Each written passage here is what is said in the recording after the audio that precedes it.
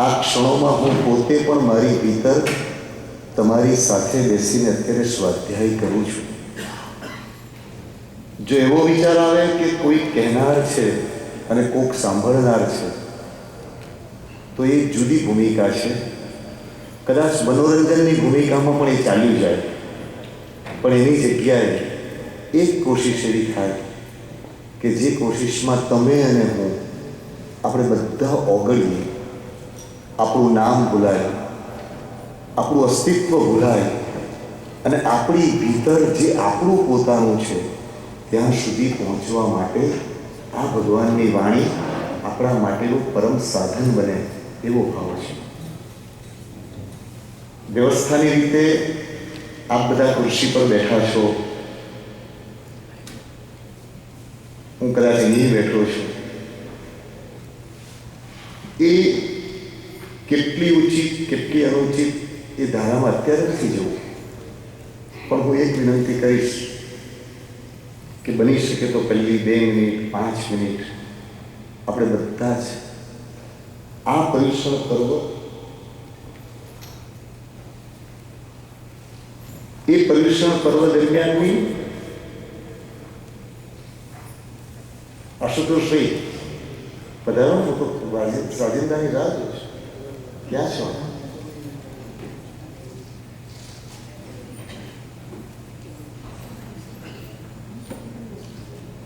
અને એટલે કોશિશ કરીએ 2 મિનિટ 4 મિનિટ 5 મિનિટ.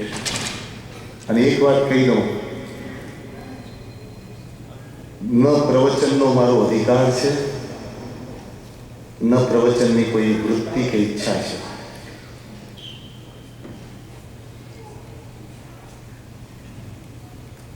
ન પ્રવચનની રુચિ છે,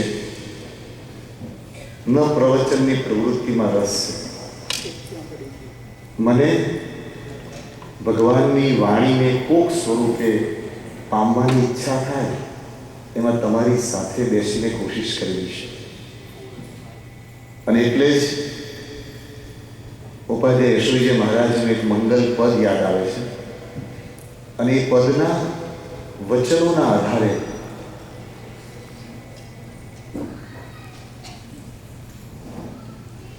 ઓમ રીમ અરહમ નમઃ, ઓમ રીમ અરહમ નમઃ, ઓમ રીમ અરહમ નમઃ, ઓમ રીમ અરહમ નમઃ, ઓમ રીમ અરહમ નમઃ, ઓમ રીમ અરહમ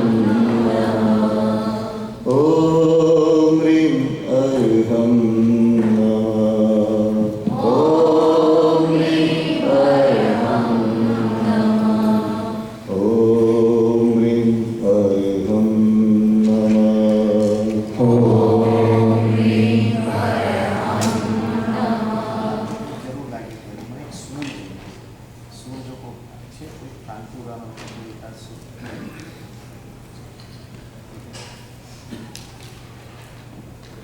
હોય તો જોઈ તમે ચાલશે. આનંદ કી ઘડી આઈ,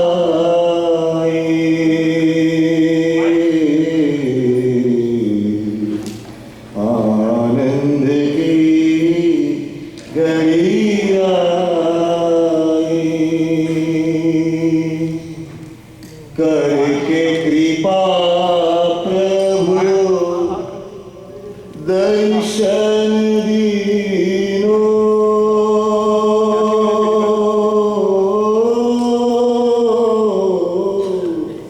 करके कृपा प्रभु दर्शन दीनो, भव की पीड़ मिटाए, मोह निद्रा से जागृत करके, मोह निद्रा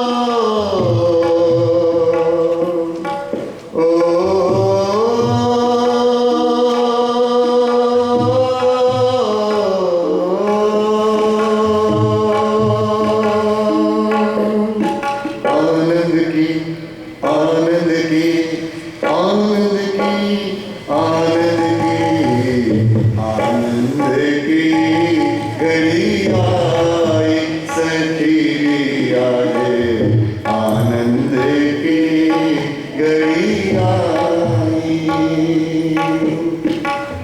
विमान છે તે વિમાન ઉડવા માટે જ સર્જાયું હોય, પણ એ ઉડવા પહેલા એક રનવે હોય છે. જે વિમાન રનવે પર દોડતું નથી એ ઉડવાની એની ક્ષમતા હોવા છતાં ઉડી શકતું નથી. અને એટલા જ માટે હરિભદ્ર શ્રી મહારાજે લલિત વિસ્તરા ગ્રંથની અંદર આ વાત કરી છે. અને લલિત વિસ્તરા ગ્રંથની અંદર વાત કરીને એમણે શબ્દ મૂક્યા,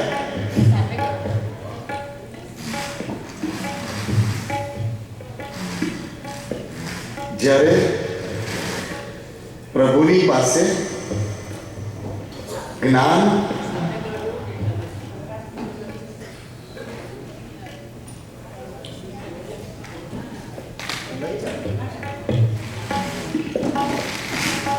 એટલે અહીં જેટલા બેઠા છો એમને એક વિનંતી કરું, જો ધારા પકડાય તો ધારાને પકડવા માટેની આપણે પ્રામાણિક કોશિશ કરીશું. હું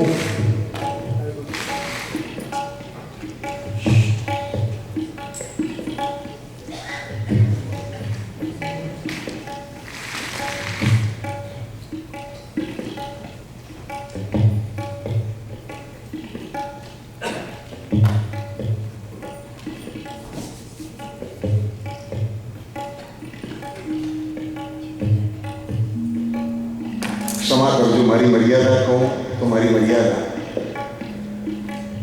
અને ખામી કહું તો ખામી. એક વખત ભગવાનના વચનની પાસે આદરપૂર્વક બેઠા પછી મારા પોતાના અસ્તિત્વને ભૂલવા માટેની મારી કોશિશ હોય છે. અને એ કોશિશ જો થઈ શકી તો તમારી ને મારી ભીતરની અંદરની ઊંડાણની યાત્રા ભગવાન કરાવે, ન હું કરાવનાર, ન તમે કરનાર. અને જો ન થઈ શકે તો કેવળ વાણીનો વ્યાપાર કરીને ન જીવવાની ઈચ્છા, ન જીવવાની આદત. અને એટલે જ પર્યુષણાના 8 દિવસો દરમિયાન જે કંઈ પણ પ્રભુના વચનને આધારે આપણને આપણી ભીતર જવાનો પ્રયાસ થઈ શકે એક કોશિશ કરીએ. ક્યારેક તાનપુરાનો સૂર, ક્યારેક સિતાર, ક્યારેક ફ્લૂટ, ક્યારેક તબલાનો તાલ એ આપણી ભીતરમાં જઈ અને આપણને ઢંઢોળે. અને એક વાત તો, ધર્મ એ બુદ્ધિથી પામવાનો વિષય નથી, શ્રદ્ધાથી જીવવાનો પ્રદેશ. શ્રદ્ધાથી જીવતી વખતે બુદ્ધિ એમાં સહાયક બને, પણ શ્રદ્ધા વિના અનુભવની વાત ન હોય. અને કેવળ બુદ્ધિના પ્રદેશથી જો ધર્મને પામવાની કોશિશ કરીએ તો મોટે ભાગે ઓફિસનો તેજસ્વી, તમે સૂટ પહેરીને ઓફિસમાં જતા હો બિઝનેસ ડીલ માટે, ત્યારે એ બિઝનેસ ડીલ માટે સૂટ કદાચ પ્રોમિનન્ટ ગણાતો હશે, પણ એ ગમે તેટલો કિંમતી સૂટ સ્વિમિંગ પુલમાં જાઓ અને જો તમે એમ કહો કે મારો તો બહુ કિંમતી સૂટ છે, આ તો મેં આટલા $1000 લીધો છે, એ ગમે તેટલો કિંમતી હશે, સ્વિમિંગ પુલના આનંદ માટે ઉપયોગી ન બને, અવરોધક બને. ત્યાં તો એ કોટ ઉતારવો પડે અને તો સ્વિમિંગ એનો જે આનંદ, એની જે ફલશ્રુતિ એ અનુભવી શકાય. એમ બુદ્ધિ જીવનના કેટલાક ક્ષેત્રોમાં ક્યાંક ક્યાંક ઉપયોગી બનતી હશે, પણ ધર્મતત્વને પામવા માટે બુદ્ધિનો સૂટ ડ્રેસિંગ રૂમમાં ઉતારવો. અને એ ઉતાર્યા પછી વિનયપૂર્વક, બહુમાનપૂર્વક જ્યારે તત્વની પાસે જવામાં આવે હું એક વાત કહું, ઘણા વર્ષોથી લગભગ 10-11 વર્ષ થયા હશે, શિકાગો સંઘની અંદર સ્વાધ્યાયની પર્યુષણની ક્ષણો મળે એવો તમારો ભાવ મારા સુધી પહોંચ્યો હતો.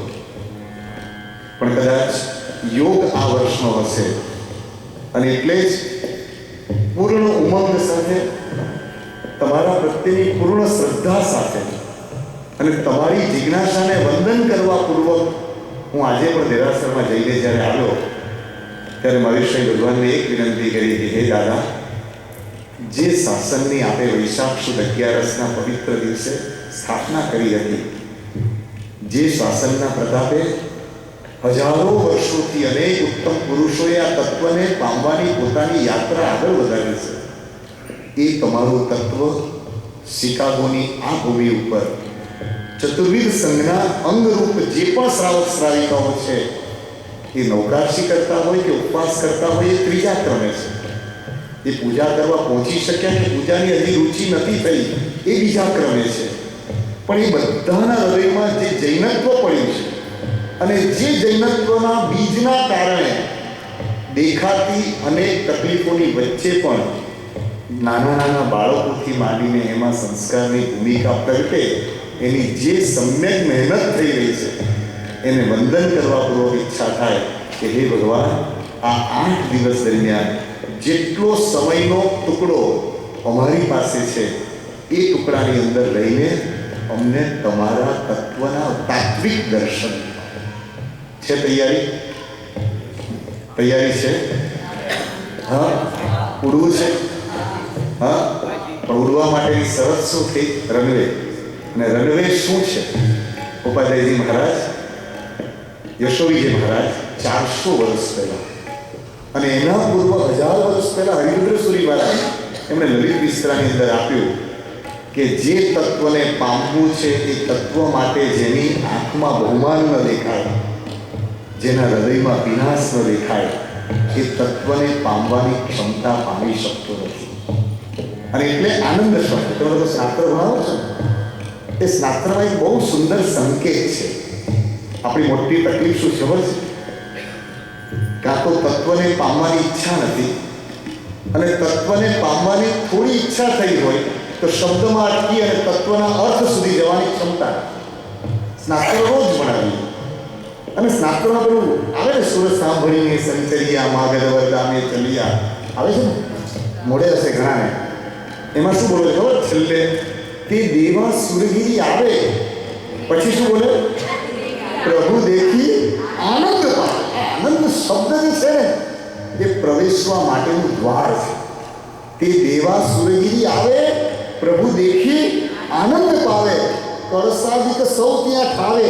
જે કંઈ લાગ્યા હતા એ બધું સાચવીને ખૂણામાં મૂકી દીધું.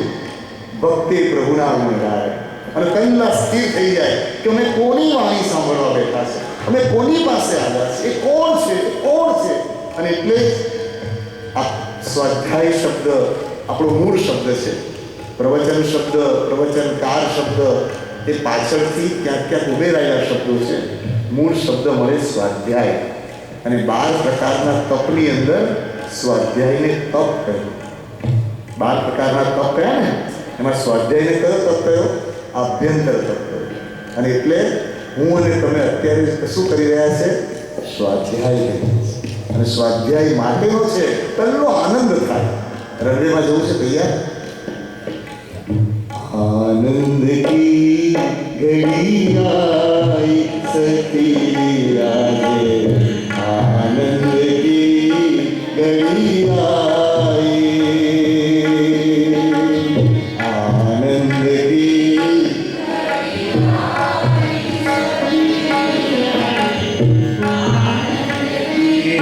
ઘડી આઈ. હું તમને એમ નથી કહેતો કે જોરથી બોલો, હું તમને એમ પણ નથી કહેતો કે તમે બહુ આનંદ જોરથી બોલો. હું એટલું કહીશ, તમારા આનંદનો જો અનુભવ કરવો હોય તો તમારા અંદરના અવાજને રૂંધશો. કેમ? એક વખત અંદરથી ચીસ પકડે. આનંદ શબ્દ છે ને બહુ મજાનો છે. તમને ખબર છે? સુખ અને દુઃખ એનું જોડકું છે. ગમો અને અણગમો એ દ્વંદ છે, જોડકું છે. રાત અને દિવસ એ દ્વંદ છે. આનંદ દ્વંદ નથી, આનંદ જોડકું નથી. અને એટલા માટે આપણા આત્માનો સ્વભાવ શું મૂક્યો ખબર? સત, ચિત્ત અને આનંદ. તમે બધા ઋષભે ભગવાનનું સ્તવન ગાયું હશે. કયું? જગ જીવન જગવાલ હો, જગ જીવન જગવાલ હો,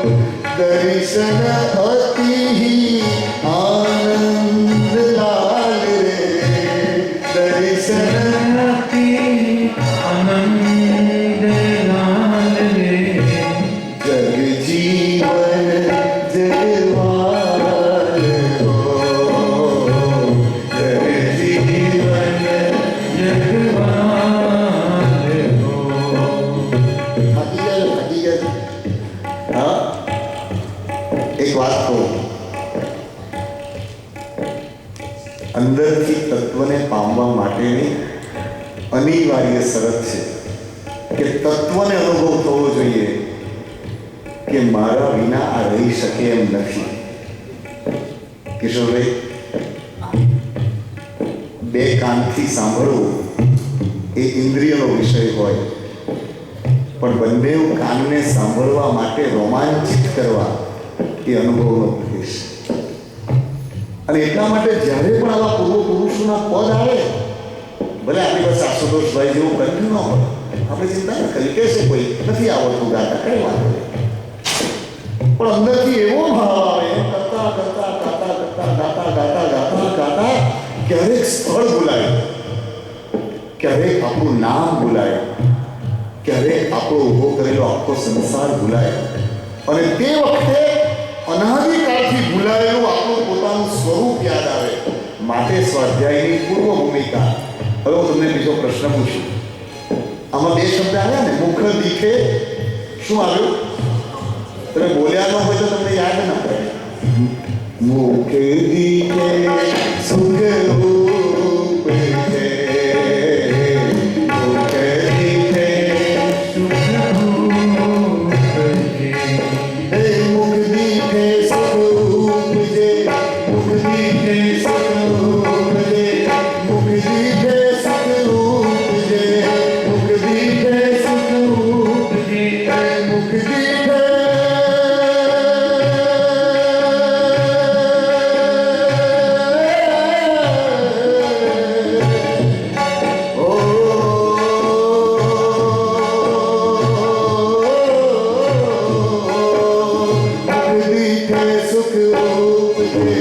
મુખ દીખે સુખ રૂપ છે, મુખ દીખે સુખ રૂપ છે, મુખ દીખે સુખ રૂપ છે, મુખ દીખે સુખ રૂપ છે, મુખ દીખે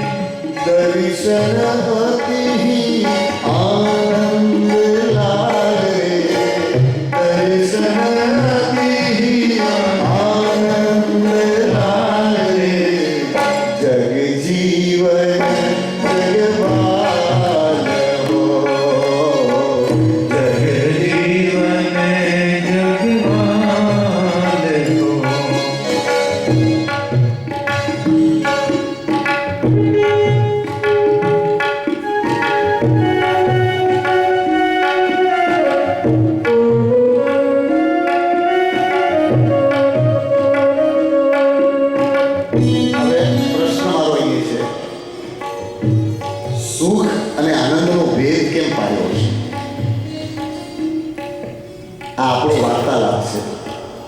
એટલે તમને મનમાં કંઈ પણ પ્રશ્ન થાય સંકોચ વગર કહેજો. એમણે શું વાપર્યા શબ્દો? આ કોણે લખી છે? રચના કોણે કરી છે? મહામહોપાધ્યાય યશોવિજય મહારાજ. કોણે કરી છે રચના? 400 વર્ષ પહેલા થયેલા મહાપુરુષે આ રચના કરી છે. અને ઉત્તમ પુરુષો એક પણ શબ્દ વધારાનો અથવા અનુપયોગી વાપરતા નથી.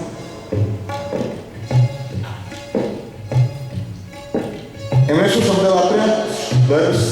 મુખ દીઠે સુખ ઉપજે અને દર્શન અતિહી આનંદ લાગે. એનો અર્થ શું છે ખબર છે? હા, બોલો શું? ના, બંધ નહીં કરાવતા. હું તમને સમજાવું. તમારો કદાચ આ વિષયનો અનુભવ કદાચ મર્યાદિત હોઈ શકે, એટલે હું તમને ના નથી પાડતો. પણ તમને કહું, શબ્દની સીમા જ્યાં અટકી જાય પછી સૂર એનાથી અનેક ગણી સીમા સુધી લઈ જાય. એ સૂર દ્વારા ભીતરમાં પ્રવેશી શકાય. એટલે સમવસરણની અંદર એક પણ ક્ષણ સૂર વિનાની ન હોય. કલિકાલ સર્વજ્ઞ ભગવંતે વિતરાગ સ્તોત્રની અંદર આ ગાથાઓ લખી છે.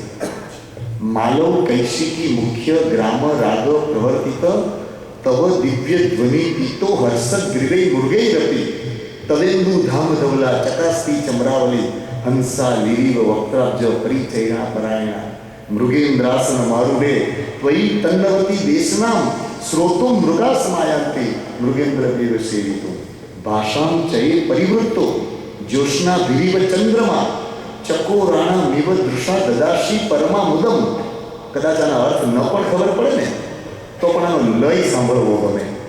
આ રચના કલિકાલ સર્વજ્ઞ હેમચંદ્ર શ્રી મહારાજની રચના. કોની છે? અને હેમચંદ્ર શ્રી મહારાજનું નામ સાંભળ્યું છે ખરું? સાંભળ્યું છે? કયા કારણે સાંભળ્યું છે? હા, કુમારપાળ મહારાજાના હિસાબે સાંભળ્યું છે. સરસ નામ છે. હવે હું પૂછું એક પ્રશ્ન. કલિકાલ સર્વજ્ઞ ભગવંતે પોતાના જીવનકાળમાં કેટલા શ્લોકની રચના કરી ખબર છે? તમે હા, કેટલી રચના કરી ખબર? તેજસ્વી, કલિકાલ સર્વજ્ઞ ભગવંતે પોતાના જીવનકાળમાં નવા શ્લોકની રચના કેટલી કરી? 3.5 કરોડ શ્લોક. કેટલા? એને માટે એક સરસ મજાની એ 3.5 કરોડ સમજવું કેવી રીતે? તો એને માટે એક ઉપમા આપવામાં આવી આપણે ત્યાં કે આપણે તમે હાથમાં લીંબુ લો. શું લીધું? લીંબુ. એ લીંબુ હાથમાં લઈને ઉપર ઉછાળ્યું અને ફરી પાછું નીચે પડે તે પહેલા ઝીલી લીધું. You got the point? હા, લીંબુ હાથમાં લીધું અને હાથમાં લીધેલું લીંબુ લઈને ઉપર ઉછાળ્યું અને ઉપરથી પડતું લીંબુ પાછું ઝીલી લીધું. એમાં કેટલો સમયગાળો જાય? કેટલો સમયગાળો જાય? એટલા સમયગાળામાં 7 નવા શ્લોકની રચના કરતા. સમજાય છે? ખ્યાલ આવે ના આવે? લીંબુ હાથમાં લો અને લીંબુ ઉપર ઉછળે અને લીંબુ નીચે આવે ત્યાં સુધીમાં 7 નવા શ્લોકની રચના થાય. આવી પ્રતિભા અને આવી મેધા શક્તિના સ્વામી એ કલિકાલ સર્વજ્ઞ ભગવાન.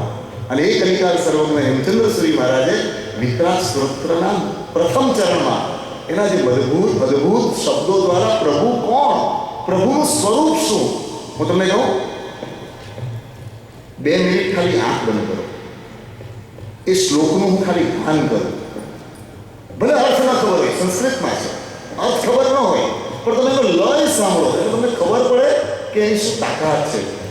ય પરાત્મા પરમ જ્યોતિ પરમ પરમેષ્ટિના આદિત્ય વર્ણ તમસ પરસ્તાદામનંતિયો સર્વે નોદ મૂલ્યંત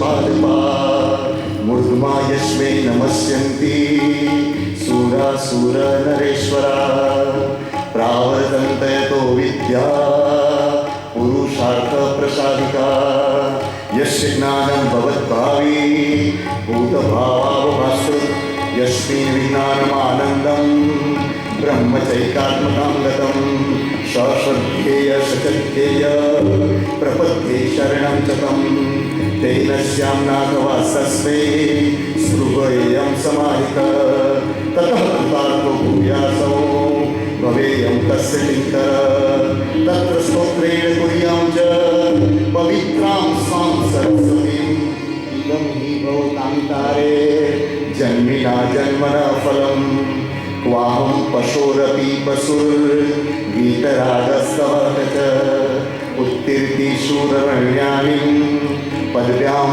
पङ्गूरिवास्मत तथापि श्रद्धामुग्धोऽहं नोपालभ्यस्खलन्नपि विशृङ्खलापि वाग्वृत्ति शब्दधानस्य शोभते श्रीहेमचन्द्रप्रभवा वीतरागस्तवादिता कुमारपालभूपाल प्राप्तनोतु फलमीप्सितः। આનો લય સમજાય? હા,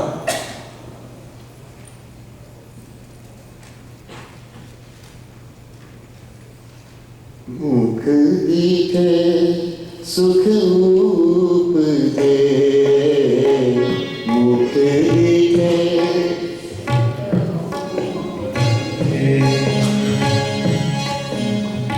ઘણી વખત મૂળ તત્વનો તાત્વિક પરિચય ન હોય એટલે કિશોરભાઈ શું થાય ખબર? ઘણી વખત કે આપણે તો પ્રવચનનો વિચાર કરતા હતા, કેટલો સમય થઈ ગયો, 12 વાગવા આવ્યા, હજી તો કોઈ વિષય આપણો શરૂ ન થયો, ક્યારે પૂરો થશે, કે સ્વામી વાત્સલ્યનું શું થશે, કેટલા વાગે જમીશું, ફરી પાછા. અરે આપણું મન તો બહુ મજાનું છે. આપણને લાગે કે આપણે ખુરશી પર બેસીને ભગવાનની પાસે બેઠા છે, પણ આપણી પાસે આપણું મન ક્યાં બેઠું છે એ તો આપણું મન જ જાણે છે, કદાચ એને નથી ખબર. હા, અને એટલા માટે સૌથી મોટી મજા ખબર, ભલે ઉડવા માટે વિમાન સર્જાયું હોય, પણ જેને સિક્યોરિટી ચેક ન કરતા આવડે, જેને બેલ્ટ બાંધતા ન આવડે, જેને ટેક ઓફ અથવા લેન્ડિંગ વખતે સ્થિર પોતાની જાતને કોઈ પણ ઇલેક્ટ્રોનિક સાધનોથી કટ કરતા ન આવડે, એને ઉડવાની તાકાત મળતી નથી. એમ હું તમને 2 હાથ જોડીને વિનંતી કરવા પૂર્વક કહું છું, 8 દિવસ દરમિયાનમાં ક્યાં ઉડવાની મહેનત કરવી છે એના માટેનો આખો અત્યારે રનવે તૈયાર થઈ ગયો છે. મહેરબાની કરીને બુદ્ધિની નાનકડી ચમચીથી જ્ઞાનના દરિયાને માપવાની ભૂલ ન કરશો. બુદ્ધિ એ નાનકડી ચમચી છે અને પોતાના નાનકડા બાળકને ક્યારેક દૂધ પીવા માટે ઉપયોગી બની શકે, પણ દરિયાની અંદર રહેલા પાણીના જથ્થાને માપવા માટે એ ચમચી લઈને ન જવાય. નાયગ્રા ફોલ્સ ઉપરથી પડતો હોય અને નાયગ્રા ફોલ્સની નીચે ચમચી લઈને ઊભા રહીએ અને પછી ચમચીમાં જે પાણી આવે એ પાણી લઈ જઈને ઘરે બતાવીએ કે આને નાયગ્રા ફોલ્સ કહેવાય, એવી આપણી હાલત છે. હા, અને તે વખતે ઘરમાં કોઈ વડીલો હોય તો કાન પકડીને કહે કે નાયગ્રા ફોલ્સ ચમચીમાં ન આવે, નાયગ્રા ફોલ્સને તો આમ લઈએ કોઈ ન આવે, એને તો અંદર ભરવો પડે આંખથી. એમ જ્ઞાન એ નાયગ્રા ફોલ્સની જેમ પડતો હોય, પણ આપણી બુદ્ધિની નાનકડી ચમચી લઈને દરેક જગ્યાએ ટક ટક ટક ટક કરીને લઈએ તો ચમચીમાં રહેલું પાણી નાયગ્રાનું હોઈ શકે, પણ ચમચીમાં રહેલું પાણી એ સમગ્ર નાયગ્રા નથી. એવી રીતે આ 8 દિવસ દરમિયાન કોશિશ કરવી છે. તેના માટે બહુમાન પ્રગટ થાય. કોણ ભગવાન? ભગવાનનું સ્વરૂપ શું? આ ભગવાનની વાણી શું છે? શા માટે પર્યુષણ? શા માટે તપ? શા માટે સ્નાત્ર? શા માટે પ્રતિક્રમણ? અનેક અનેક અનેક રીતના સંવેદનો દ્વારા એને પામવાની કોશિશ કરાવી શકાય છે. પણ એક વાત તો કઈ ચિંતા ન કરો, બેને વિવેક રાખ્યો હોય પણ કોક વાર અભ્યાસ નથી કે બીજા સંસારથી કટ થઈએ એટલે કોક ભૂલથી થઈ જાય તો બને ત્યાં સુધી એને ક્ષોભ થાય એવું ન કરે. કારણ તમને કહું, આ સભામાં બેઠેલી કઈ વ્યક્તિ ભલે છેલ્લે ખૂણામાં બેઠી હશે, એ ક્યારે પહેલી લાઈનમાં પહોંચીને આગળ ક્યાંનો ક્યાં નીકળશે એનો અંદાજ આપણને નથી હોતો. અને માટે કોઈનું ચિત્ત આપણા કોઈ વચનથી ક્ષોભિત ન થાય એનો વિવેક રાખી, એ પણ પ્રભુના વચનનો આદર છે. અને એટલે મારા મનમાં એક સહજ રીતે એવો ભાવ આવ્યો કે આ 8 દિવસ દરમિયાનમાં તમારા મનમાં જે કંઈ પ્રશ્નો ઉગે એ પ્રશ્નના આધારે મથામણ કરજો. અને આપણે બધા સાથે મળીને એક કોશિશ કરીએ કે આ પર્યુષણ શું છે, આ પર્યુષણની ધારા શું છે, શા માટે આ બધું કરવાનું. અને એક વાત કહું, જ્યારે જ્યારે વચ્ચે કોઈ પણ આવું પદ આવે, તમારો વાંક નથી કાઢતો, પણ મહેરબાની કરીને આ 8 દિવસમાં સ્વાધ્યાયની પૂર્વમાં કે સ્વાધ્યાયની પછીથી પ્રશ્નોની જડીઓ અનનેસેસરી લઈને તમને કે મને દૂષિત કરશો નહીં. આજે કયો વિષય છે, આજે કયું વાર છે, ભાવના સાચી છે, પણ એના કરતાં હું બીજો એક વિષય આજે કહું કે આપણે પ્રામાણિકપણે એવું નક્કી કરીએ કે આજે મારી ભૂમિકા કઈ છે, આજે મારે તૈયાર થવું છે, મારે સમજવું છે, જે વિષય આવશે, ભગવાન જે વાત આવશે એ વાતને ઝીલવા માટેની મારી ક્ષમતા કઈ છે. અને એક વાત કહું, વિષયની જેને બહુ ખબર છે એવા અનેક જ્ઞાનીઓ આજે પણ નરક વગેરેમાં ગયા છે, અને વિષયની જેને ખરેખર ખબર નથી પણ શ્રદ્ધાથી જે દ્વારે ઊભા છે એવા અનેક જીવો મોક્ષમાં પહેલા પહોંચ્યા છે. કારણ વિષય શું છે એ જ્ઞાનનો ક્ષયક્ષમ છે, અને નિર્મળ ચિત્ત જે છે એ મોહનીયનો ક્ષયક્ષમ છે. અને મોહનીય તૂટે એને કેવળ જ્ઞાન ગિફ્ટમાં મળે છે. જેને જૈન દર્શનનું તત્વજ્ઞાન થોડું ખ્યાલ હશે એને ખબર છે કે મોહનીયને તોડવાની મહેનત છે કે જ્ઞાનને તોડવાની મહેનત છે. તમે મોહનીય જેનું તૂટે એને કેવળ જ્ઞાન તો પ્રકૃતિ તરફથી ગિફ્ટ મળે. અને એટલા માટે મારો એક ભાવપૂર્વક તમને આગ્રહ ગણો, મિત્ર ભાવે એક સજેશન ગણો કે આ 8 દિવસ દરમિયાનમાં તમે અને હું ભેગા થઈને આપણી ભીતરનું મોહનીય તૂટે, અંદરથી આપણા કષાયો તૂટે, અંદરથી આપણને આપણું પોતાનું સ્વરૂપ ક્યાં યાદ આવે, એવી જ કોઈ ધારામાં જઈએ. એટલે જ્યારે કોઈક સવાલ આવી જાય, જ્યારે કોઈ વિષય બીજો આવી જાય તો તે વખતે અંદરથી સહજ રીતે ગાજો. કેમ? તો કે ગાતા ગાતા ગાતા ગાતા એ પડળ ઉઘડશે, એ પડળ ઉઘડશે, અને કઈ ચાવીથી કોનું તાળું ખુલશે એની આપણને ખબર નથી. મુખ દીઠે સુખ ઉપજે, મુખ દીઠે સુખ ઉપજે, મુખ દીઠે સુખ ઉપજે, મુખ દીઠે સુખ ઉપજે, મુખ દીઠે સુખ ઉપજે, મુખ દીઠે સુખ ઉપજે, મુખ દીઠે સુખ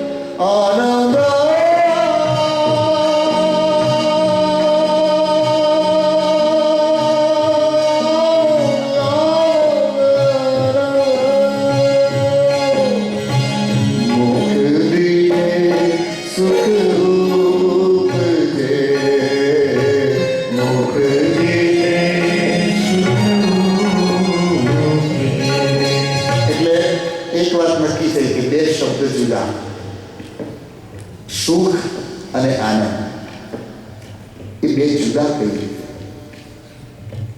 ઇન્દ્રિયથી અનુભવી શકાય એને સુખ કહેવાય, અને ઇન્દ્રિય વિના જેનો અનુભવ થાય એને આનંદ કહેવાય. ઇન્દ્રિયથી જે અનુભવી શકાય એટલે કે સ્પર્શથી અનુભવી શકાય, આંખથી અનુભવી શકાય, કાનથી અનુભવી શકાય, નાકથી અનુભવી શકાય, જીભથી અનુભવી શકાય, એને શું કહેવાય? સુખ. અને પાંચેય ઇન્દ્રિય વિના જેનો અનુભવ થાય એને આનંદ કહેવાય. એટલે દેરાસરમાં જઈએ અને ભગવાનનું પહેલું મુખ જોઈએ, એ શાનાથી દર્શન કર્યું? એ શાનાથી દર્શન કર્યું? આંખથી. એટલે એને તમારે કયો શબ્દ વાપરો ઉપાધ્યાયજીએ? સુખ. મુખ દીઠે મુખ દીઠે મુખ દીઠે સુખ ઉપજે, મુખ દીઠે સુખ ઉપજે. પણ પછી કયો શબ્દ વાપર્યો? દર્શન.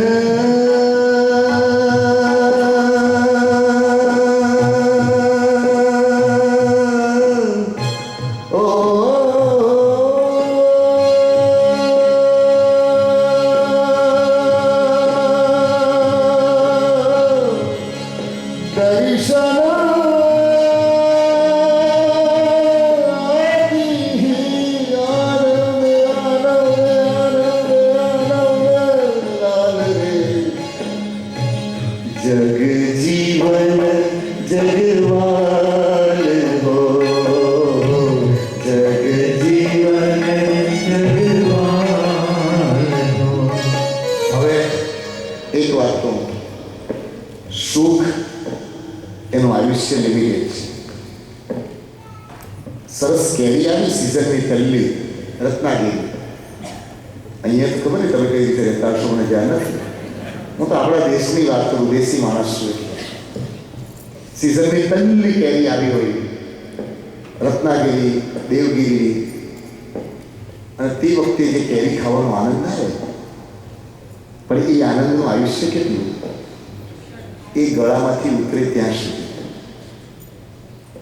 ફરી પાછી બીજે દિવસે બીજી ઈચ્છા વધે.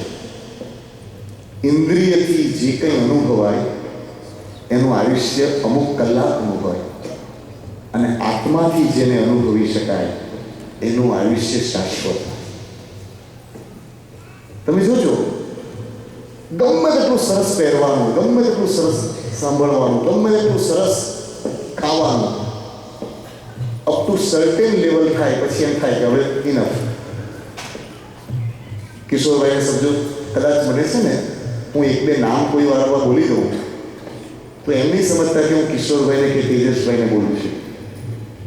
તો મારી આંખ સામે એકાદ બે નામ મને યાદ રહ્યા હોય એટલે હું બોલું. વાત એવી છે કે આપણા બધાની સાથેનો આ સંવાદ છે. એટલે સમજો કે કિશોરભાઈને દહીંવડા બહુ ભાવતા હોય, મને ખબર નથી, એટલે તમારી વાત ચિંતા નહીં કરતા, પણ એના એ દહીંવડા 2 પ્લેટ સુધી ગમે, ત્રીજી પ્લેટ કદાચ પત્ની આગ્રહ કરે, ખબર છે તમારામાં આગ્રહ રહ્યો છે કે નહીં મને, પણ કદાચ આગ્રહ કરે તો સૌભાગ્ય જોઈએ. પરદેશની કેટલીક ઉત્તમ ચીજો ચોક્કસ શીખી શકાય, પણ એની જે કેટલીક મર્યાદા છે એનાથી પ્રેમથી દૂર રહી શકાય. કોઈને દબાણ કરીને જબરદસ્તી ન કરવી એ સારી વાત છે, પણ કોઈને આગ્રહ ન કરવો એમ કરીને પોતાની જાતને અલુફ કરી નાખવી અને એને કલ્ચર સમજવી એ આપણી મર્યાદા છે. કોઈને દબાણ તકલીફ થયું ન કરીએ, પણ તો જેનું સૌભાગ્ય હોય એને કોઈક આગ્રહી કરે, અને ચલો ત્રીજી વાડકી આગ્રહ કરીને કિશોરભાઈને કોઈ આપી તો પહેલી વાડકીમાં જેટલો આનંદ થયેલો હોય ત્રીજી વાડકીમાં થાય?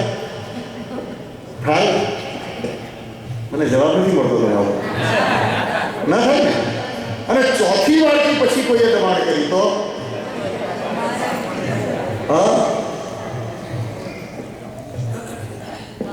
એઠું મુકતા ન હોય એની વાત કરું છું.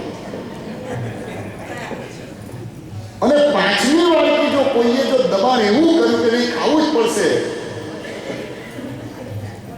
તો માઇન્ડનું ત્રીજું લેવલ પ્રગટ થાય. પછી સુરત ભાષાની માતા પણ પ્રગટ થાય. પોતાની પ્રિય કહેવાય એવી પત્નીને પણ અપ્રિય લાગે એવા વચનો નીકળી જાય કે ન નીકળે? અને એમાં પણ જો પાંચમી પછી છઠ્ઠી વાડકી આવી તો ટેબલ ઉખાડીને ભાગી જવાય. આવું બને કે ન બને?